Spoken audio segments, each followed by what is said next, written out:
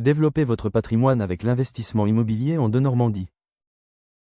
Destiné à encourager la rénovation de logements anciens, le dispositif Denormandie prend la forme d'une réduction d'impôt sur le revenu, accordée aux particuliers achetant un logement à rénover dans certaines zones, pour le mettre ensuite en location. On vous explique. Le Denormandie pour quels objectifs? Se constituer un patrimoine, optimiser sa fiscalité, préparer sa retraite, ou encore protéger ses proches. En savoir plus sur le principe du Denormandie. L'investisseur achète un bien immobilier ancien à rénover, situé dans une ville éligible au dispositif Denormandie. Les travaux, réalisés par un professionnel certifié RGE, doivent représenter au moins 25% du coût total de l'opération. L'investisseur a l'obligation de louer le bien nu pendant 6, 9 ou 12 ans en tant que résidence principale du locataire. Les revenus du locataire ainsi que le montant du loyer sont plafonnés par décret. Si le montant des charges est supérieur au revenu foncier, cette situation génère un déficit foncier, qui peut être déduit du revenu global de l'investisseur. L'article 42 de la loi du 9 avril 2024 a prolongé le dispositif Denormandie jusqu'au 31 décembre 2027, et l'a étendu aux investissements réalisés à compter du 11 avril 2024 dans des copropriétés en grande difficulté financière, ou incluses dans le périmètre d'une opération de requalification des copropriétés dégradées. Réduction d'impôt.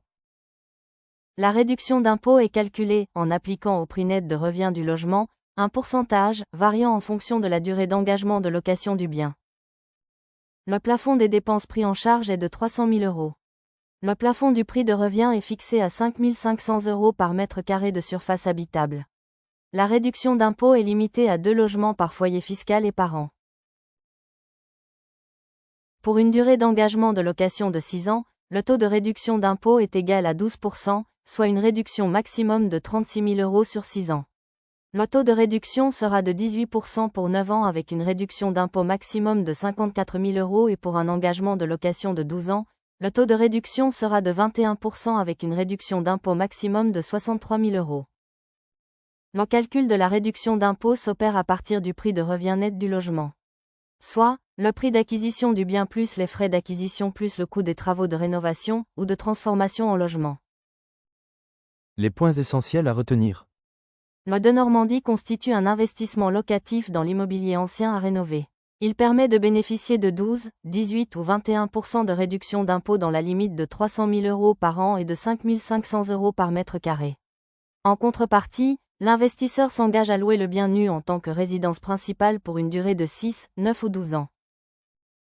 Travaux éligibles au dispositif Denormandie. Pour bénéficier du dispositif, le logement doit faire ou avoir fait l'objet de travaux d'amélioration ou de transformation représentant au moins 25% du coût total de l'opération. Les travaux doivent être réalisés par un professionnel certifié garant pour l'environnement RGE.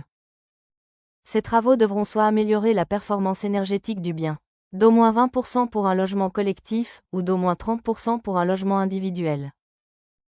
Soit correspondre à 2 des 5 types de travaux suivants, l'isolation des murs extérieurs, l'isolation des toitures, l'isolation des fenêtres, le changement de chaudière, le changement de production d'eau chaude. Soit créer de la surface habitable nouvelle ou des surfaces annexes. Les travaux doivent être terminés au plus tard le 31 décembre de la deuxième année suivant l'acquisition. Conditions.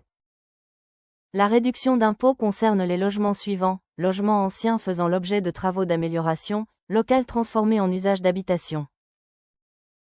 Les travaux doivent représenter au moins 25% du coût total de l'opération.